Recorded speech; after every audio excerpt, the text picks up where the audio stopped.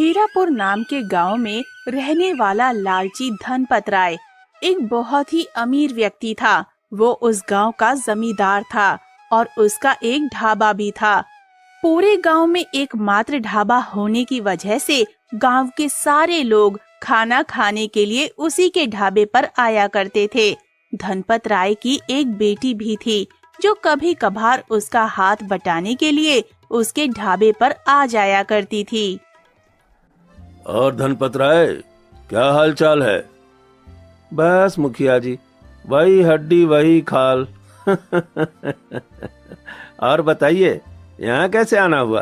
अरे भाई, अब तुम्हें क्या बताऊं, रोज रोज तुम्हारी भाभी के हाथ की गोभी की सब्जी खाकर मेरा तो दिमाग ही खराब हो गया है। तो मैंने सोचा क्यों ना आज तुम्हारे ढाबे की आलू पूड़ी खा ली जाए। अरे मुखिया जी, क्या बात कर रहे हैं? क्या भाभी जी आपको सच में रोज रोज गोभी की ही सब्जी खिलाती हैं? अरे हाँ भाई, पता नहीं उसको गोभी से इतना प्यार क्यों है, क्योंकि गोभी के अलावा और उसे कुछ सोचता ही नहीं। अरे गोभी खा खा कर मेरा पेट एकदम गोभी जैसा हो गया है। अरे मुखिया जी, आप क्यों चिंता करते हैं, मैं अभी आपके लिए हमारे ढाबे की फेमस स्वादिष्ट आलू पूड़ी ही खिलाता हूँ। धनपत राय और मुखिया जी की बहुत पुरानी दोस्ती थी। मुखिया जी अक्सर धनपत राय के ढाबे पर खाना खाने आया करते थे। अरे ओ रघु, रघु, अरे कहाँ मर गया, जल्दी इधर आ। जी मालिक, कहिए क्या काम है? रघु, जल्दी से मुखिया जी के लिए गर्मा गर्म आलू पूड़ी लगा दे।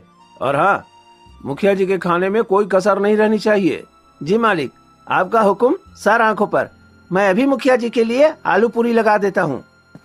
और फिर रघु जल्दी से गर्मा गर्म खाना बनाकर मुखिया को परोस देता है। ये लीजिए मुखिया जी, खाकर बताइए कि खाना कैसा बना है। वाह वाह वाह वाह रघु भाई, अरे तुमने क्या खाना बनाया है, इसे खाकर तो मजा ही आ गया। और मुझे तो लगता है कि आलू पूरी की खुशबू तो मेरे घर तक भी पहुंच गई होगी। शुभ शुभ बोलिए मुखिया जी, कहीं मेरे खाने की खुशबू आपकी पत्नी के नाक तक पहुंच गई तो वो आपको ढूंढते ढूंढते यहाँ तक आ जाएंगी। अरे आ जाए तो आ जाने दो, मैं उससे डरता थोड़ी ना हूँ। अरे भाई, मैं इस गांव का मुखिया हूँ। अगर मैं मेरी पत्नी से ही डरूंगा तो लोग मेरे बारे में क्या सोचेंगे? मुखिया जी ये कह ही रहे होते हैं कि तभी वहाँ पर गुस्से में मुखिया जी की पत्नी सीमा आ जाती है। अरे भगवान, तुम यहाँ कब आई? तुम तो घर पर थी ना? मैंने आपको कहाँ कहाँ नहीं ढूंढा और आप यहाँ बैठकर खाना खा रहे हैं। घर पर मैंने आपके लिए इतनी अच्छी गोभी की सब्जी बनाई थी, सोचा था दोनों बैठकर साथ में खाएंगे, लेकिन आपने तो सब किए कराए पर पानी ही फेर दिया।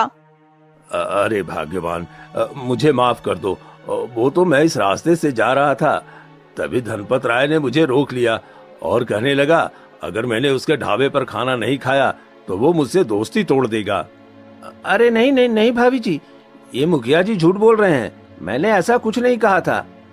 यही मुझसे कह रहे थे कि इनको आपके हाथों की बनी सब्जी पसंद नहीं आती। धनपत राय, ये क्या बोल दिया तूने? अब ये भाग्यवान मुझे छोड़ेगी नहीं। अच्छा, तो आपको मेरे हाथों की सब्जी पसंद नहीं आती? आप मेरे साथ घर चलिए, वहीं मजा चखाऊंगी आपको। अरे पिताजी, ये सीमा काकी मुखिया जी को कान पकड़कर कहाँ ले जा रही हैं? अरे बेटी, बहुत ही लंबी कहानी है। खैर, ये सब छोड़ो, तुम यहाँ पर क्यों आई हो? कुछ चाहिए क्या तुम्हें? पिताजी, मैं घर पर पड़े पड़े बोर हो रही थी, तो मैंने सोचा क्यों ना मैं अपने पिताजी के ढाबे पर आ जाऊं और मैं अपना टाइम पास करने यहाँ चली आई। अरे वाह, ये तो तुमने बहुत ही अच्छा किया कि तुम यहाँ पर चली आई। वो क्या है ना, मुझे आज कुछ काम से बाहर जाना है। तुम एक काम करो, आज तुम इस रघु के साथ इस ढाबे को संभालो, मैं शाम तक यहाँ लौट आऊंगा। ठीक है पिताजी, आप निश्चिंत होकर जाइए, मैं यहाँ सब संभाल लूंगी। और फिर धनपत राय कुछ काम से बाहर चला जाता है, जिसके बाद रघु और कुसुम उस ढाबे को संभालने लगते हैं। रघु, ओ रघु, जरा इधर आओ, मुझे तुमसे कुछ काम है। जी मेम साहब, कहिए क्या काम है। रघु, आज ना गर्मी बहुत ही तेज है और इसी गर्मी के कारण मेरा सिर बहुत ही तेज चकरा रहा है। तुम एक काम करो, जल्दी से 2 गिलास लस्सी बना दो। जी मेम साहब, जैसी आपकी मर्जी। मैं अभी आपके लिए 2 गिलास ठंडी ठंडी लस्सी बना देता हूँ। कुसुम के ये कहने पर रघु जल्दी से रसोई में जाकर 2 गिलास लस्सी बना देता है और वो लस्सी कुसुम को देने लगता है। ये लीजिए मेम साहब, आपकी ठंडी ठंडी लस्सी, पीकर बताइए लस्सी कैसी बनी है। ये लो रघु, तुम भी बहुत थक गए होंगे ना, 1 गिलास लस्सी तुम भी पी लो। अरे नहीं नहीं मेम साहब, मेरी इतनी औकात नहीं कि मैं आपके साथ बैठकर लस्सी पीऊं। आप अकेले ही पीजिए, मैं मटके का पानी पीकर गर्मी से राहत पा लूंगा। देखो, अगर तुमने मेरे साथ बैठकर लस्सी नहीं पीना तो मैं तुमसे कभी बात नहीं करूंगी और तुमको पिताजी से कहकर इस ढाबे से भी निकलवा दूंगी, समझे? अरे नहीं नहीं मेम साहब, ऐसा मत कहिए, वरना मैं कहाँ जाऊंगा। अगर आप इतना कह रही हैं तो मैं ये लस्सी पी लेता हूँ। ऐसे ही कुछ दिन बीत जाते हैं। कुसुम हर रोज की तरह अपने पिताजी के ढाबे पर आती और रघु के साथ ढेर सारी बातें किया करती। और फिर एक दिन, अरे रघु, जरा इधर तो आ, मुझे तुझसे कुछ काम है। जी मालिक, कहिए क्या काम है। रघु सुन, ढाबे पर खाना बनाने के लिए राशन खत्म हो गया है। मैं तुझे कुछ पैसे दे रहा हूँ, जा बाजार से राशन लेकर आ। जी मालिक, आप यहीं रुकिए, मैं अभी बाजार जाकर राशन लेकर आता हूँ। इतना कहकर रघु धनपत राय से पैसे लेकर राशन लेने के लिए बाजार जाने लगता है। अरे मेम साहब, आप यहाँ क्या कर रही हैं? और आप इतने बन-ठन के कहाँ जा रही हैं? अरे रघु, अच्छा हुआ कि तुम मुझे यहीं मिल गए। मैं तुमसे मिलने के लिए ही ढाबे पर आ रही थी। क्या आप मुझसे मिलना चाहती हैं? लेकिन क्यों मेम साहब? तुम मेरे साथ नदी के किनारे चलो, मैं तुमको वहीं पर सब कुछ बताती हूँ। ठीक है मेम साहब, जल्दी चलिए, मुझे राशन लेने भी जाना है। और फिर कुसुम रघु को कुछ काम से नदी के किनारे ले जाती है। अब कहिए मेम साहब कि आपने मुझे यहाँ क्यों बुलाया है? देखो रघु, तुम मुझे बहुत अच्छे लगने लगे हो और अब मैं तुमसे प्यार करने लगी हूँ और मैं अब तुमसे शादी करना चाहती हूँ। क्या? ये आप क्या कह रही हैं मेम साहब? आपका दिमाग तो ठीक है ना? मेरी इतनी औकात नहीं कि मैं आपसे शादी करूं। और ये सब मालिक को पता चल गया तो वो तो मुझे मार ही डालेंगे। देखो रघु, अब मैं तुमसे बहुत ही ज्यादा प्यार करने लगी हूँ और अब मैं तुम्हारे बिना नहीं रह सकती। अगर तुमने मुझसे शादी नहीं की तो मैं इस नदी में कूदकर अपनी जान दे दूंगी। अरे नहीं नहीं मेम साहब, ऐसा मत कीजिए, और आपको तो मुझसे भी अच्छा लड़का मिल जाएगा।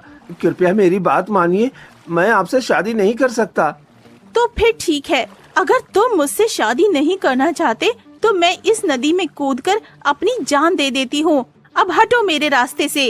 अरे नहीं मेम साहब, ऐसा मत कीजिए। ठीक है, मैं आपसे शादी करने के लिए तैयार हूँ। ये हुई ना बात। रघु, तुम कल 12 बजे मंदिर में आ जाना, मैं तुम्हारा इंतजार करूंगी। हे भगवान, मैं कहाँ फंस गया। अगर मैंने मेम साहब से शादी नहीं की तो वो अपनी जान दे देगी, और अगर मैंने शादी कर ली तो मालिक मुझे जान से मार देंगे। मैं क्या करूं, क्या करूं? रघु के पास कुसुम को हाँ कहने के अलावा और कोई चारा नहीं था। और फिर अगले ही दिन कुसुम और रघु एक मंदिर में जाकर शादी कर लेते हैं।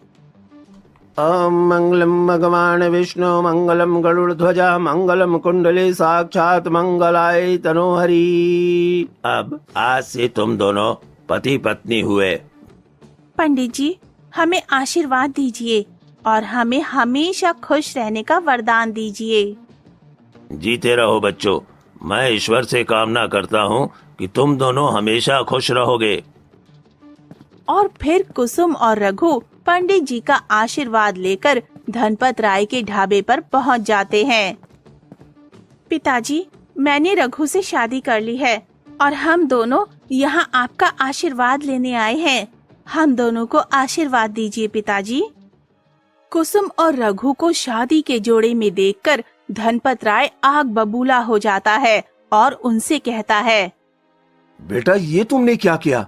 तुमने मुझको बिना बताए शादी कर ली और रघु तेरी इतनी हिम्मत मेरी बेटी से शादी करने की? मैं तुझे छोड़ूंगा नहीं। मालिक मुझे माफ कर दीजिए, मैं मजबूर था। कुसुम तुमने तो मेरी पूरी गांव में नाक ही कटवा दी। अरे लोग मेरे बारे में क्या सोचेंगे कि धनपत राय की बेटी ने एक 2 कौड़ी के नौकर से शादी कर ली। मैं इस रघु को छोड़ूंगा नहीं। और फिर धनपत राय गुस्से में आकर ढाबे के अंदर से एक तलवार निकाल कर लाता है और वो तलवार रघु की गर्दन पर रख देता है। खबरदार पिताजी, रघु को मारने से पहले आपको मुझे मारना होगा। क्या आप अपनी बेटी का सुहाग उजाड़ना चाहते हैं? अगर मारना ही चाहते हैं तो सबसे पहले मुझे मारिए। तुम दोनों चले जाओ यहाँ से। मैं तुम दोनों की शक्ल भी नहीं देखना चाहता। और हाँ, आज के बाद मेरे घर में कदम मत रखना। और फिर धनपत राय कुसुम और रघु को धक्के मारकर वहाँ से निकाल देता है, जिसके बाद रघु और कुसुम सड़क पर आ जाते हैं। मेम साहब मुझे माफ कर दीजिए। आज मेरे कारण आपको मालिक ने घर से निकाल दिया। अब हम कहाँ रहेंगे? रघु, इसमें तुम्हारी कोई गलती नहीं है और तुम बिल्कुल भी चिंता मत करो। मेरे पास एक सोने की चैन है, हम उसे बेचकर रहने का बंदोबस्त कर लेंगे।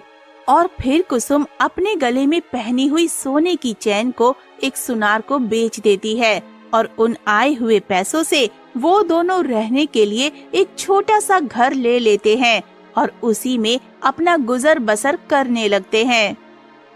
मेम साहब हमको रहने के लिए ठिकाना तो मिल गया, लेकिन अब हम खाएंगे क्या? और हमें तो कुछ काम भी नहीं आता। हाँ रघु, तुम ठीक कह रहे हो, लेकिन हमें कुछ तो करना ही होगा, वरना हम भूखे मर जाएंगे। इतना कहकर कुसुम सोच में पड़ जाती है और तभी उसको अपने पिताजी की ढाबे वाली बात याद आती है। अरे हाँ रघु, तुम पिताजी के ढाबे पर बहुत ही स्वादिष्ट आलू पूड़ी बनाते थे। क्यों ना हम भी आलू पूड़ी बनाकर बेचें? हो सकता है हमारा धंधा अच्छा चलने लगे। अरे वाह मेम साहब, ये तो बड़ा ही अच्छा उपाय है। लेकिन हमारे पास आलू पूरी बनाने के लिए कुछ भी नहीं है। हम आलू पूरी कैसे बनाएंगे? तुम इसकी चिंता मत करो रघु, मेरे पास इसका भी उपाय है। हमने जो सोने की चैन बेची थी उसके थोड़े पैसे अभी भी मेरे पास रखे हुए हैं। तुम उन पैसों से बाजार जाकर राशन ले आओ। ठीक है मेम साहब, आप मुझे वो पैसे दे दीजिए, मैं बाजार जाकर आलू पूरी बनाने का सामान लेकर आता हूँ। और फिर रघु कुसुम से पैसे लेकर बाजार जाकर आलू पूड़ी बनाने का सामान ले आता है और वो दोनों आलू पूड़ी बनाने लगते हैं। आलू पूरी ले लो, स्वादिष्ट स्वादिष्ट आलू पूरी ले लो। एक बार खाओगे दोबारा हमारी रेहड़ी पर आओगे। आलू पूरी ले लो, आलू पूरी ले लो, स्वादिष्ट स्वादिष्ट आलू पूरी ले लो। रघु के आवाज लगाने पर एक व्यक्ति उनकी रेहड़ी के पास आता है और रघु से कहता है, अरे भाई, कितने रुपए प्लेट है आलू पूड़ी? भैया जी, सिर्फ 20 रुपए प्लेट। बताइए कितनी प्लेट दे दूं आपको? भाभी जी, मुझे 1 प्लेट आलू पूरी दे दो, लेकिन हाँ, अगर मुझे आलू पूरी पसंद नहीं आई तो मैं आपको पैसे नहीं दूंगा। हाँ। अरे भैया जी, आप हमारी आलू पूरी एक बार खा कर तो देखिए, आप इसके दीवाने हो जाएंगे। हाँ। अच्छा, अगर ऐसा है तो लगा दो 1 प्लेट गर्मा गर्म आलू पूरी। वाह वाह वाह, भाई मान गए तुम्हें। तुम्हारी आलू पूरी का तो जवाब ही नहीं। अरे इसे खाकर तो मजा ही आ गया।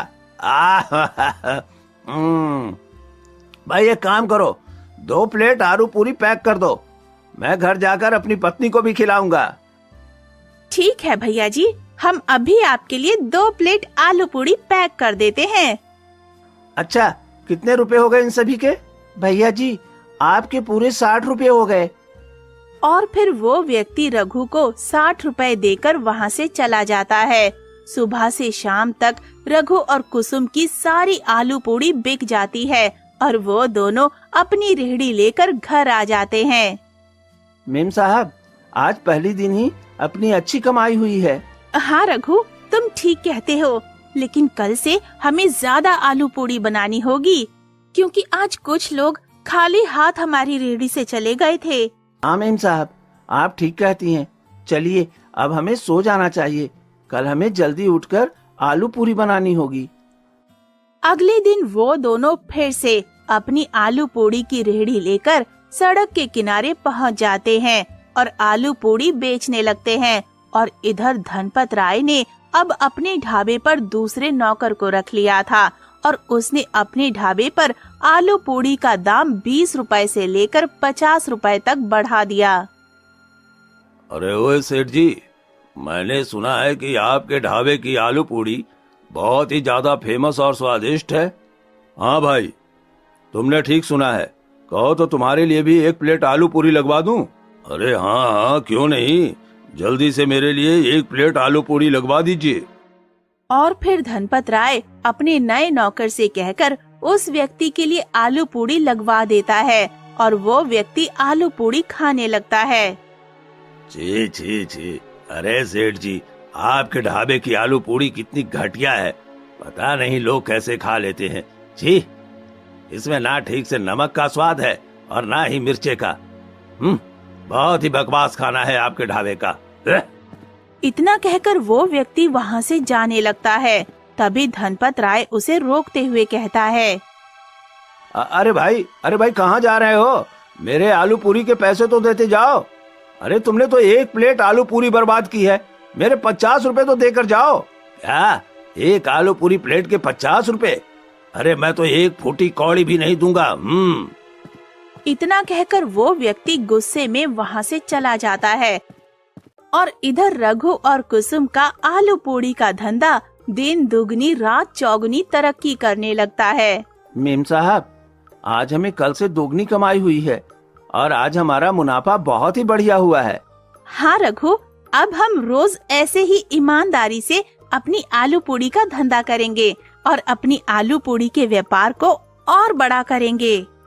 धीरे धीरे रघु और कुसुम की आलू पूड़ी पूरे गांव में फेमस हो जाती है। अब उन्होंने रहने के लिए एक बड़ा सा आलीशान घर बना लिया और कुछ दिनों के बाद अपना खुद का ढाबा खोल लिया। रघु का ढाबा अच्छा चलने की वजह से धनपत राय का ढाबा बंद हो गया और वो सड़क पर आ गया। अरे मेम साहब, इस सड़क के बीचों बीच कौन सो रहा है? अरे रघु, गाड़ी रोको, वरना गाड़ी उस व्यक्ति के ऊपर चढ़ जाएगी।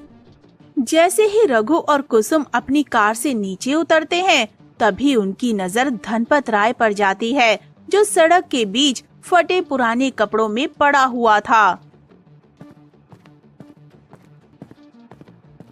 अरे पिताजी, आप यहाँ, और आपकी ये हालत कैसे हुई? बेटा, मुझे माफ कर दो बेटा, ये सब मेरे ही कर्मों का फल है। मुझे तुमको मुझसे दूर नहीं करना चाहिए था। अरे मालिक, आप माफी क्यों मांग रहे हैं? आप हमसे बड़े हैं, लेकिन आपकी ये हालत किसने की? रघु, तुमसे अच्छी आलू पूरी कोई नहीं बना सकता। तुम्हारे जाने के बाद मेरे ढाबे पर लोगों का आना कम हो गया और धीरे धीरे मेरा ढाबा बंद हो गया और मैं सड़क पर आ गया। अरे पिताजी, आप चिंता क्यों करते हैं? अभी आपकी बेटी जिंदा है। आप हमारे साथ हमारे घर चलिए। अब आपको काम करने की कोई जरूरत नहीं है। हाँ मालिक, मेम साहब ठीक कह रही हैं। आप हमारे साथ हमारे घर चलिए। मेरे बच्चों, मुझे माफ कर दो। रघु, आज मुझे पता चल गया कि हमें धन से नहीं बल्कि मन से अच्छा होना चाहिए। और फिर धनपत राय रघु और कुसुम से माफी मांगता है और वो तीनों हंसी खुशी एक साथ रहने लगते हैं और अपना जीवन यापन करने लगते हैं। दोस्तों आ ही गए हो तो चैनल को सब्सक्राइब कर देना और वीडियो अच्छी लगे तो लाइक और शेयर भी कर देना और बेल आइकन जरूर दबा देना ताकि आपको नए वीडियोस की नोटिफिकेशंस मिलती रहे।